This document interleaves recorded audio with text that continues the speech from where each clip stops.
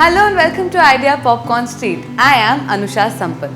Friday நாளே film மேக்கர்ஸுக்கும் மேலேயா கீழேயா ஒரே சேலஞ்சா இருக்கு. இந்த வாரம் காலிவுட் பாக்ஸ் ஆஃபீஸ்ல என்ன நடந்திருக்கு வாங்க பார்க்கலாம்.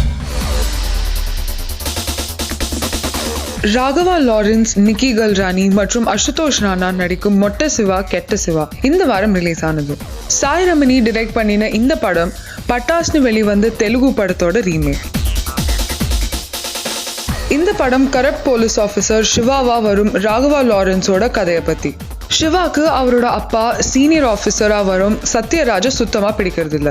சில தப்புகளுக்கு அப்புறம் அவரோட மிஸ்டேக்ஸை ரியலைஸ் பண்ணி ஒரு நேர்மையான போலீஸ் ஆஃபீஸரா மாறிடுறாரு.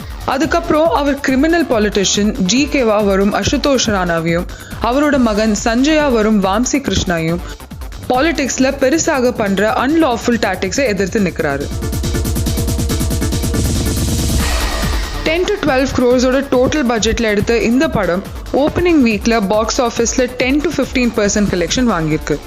இந்த படம் Thursday 5-7 lakhs-உம், Friday 4-7 lakhs-உம், Saturday approximately 4 lakhs-உம் மற்றும் Sunday 40 lakhs கலெக்ட் பண்ணிருக்கு.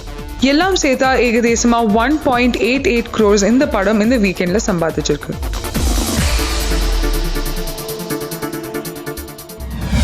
இது இந்த வாரத்தோட ஃபிலிம்ஸ் மேனேஜ் பண்ணின பாக்ஸ் ஆஃபீஸ் ரிப்போர்ட்ஸ்.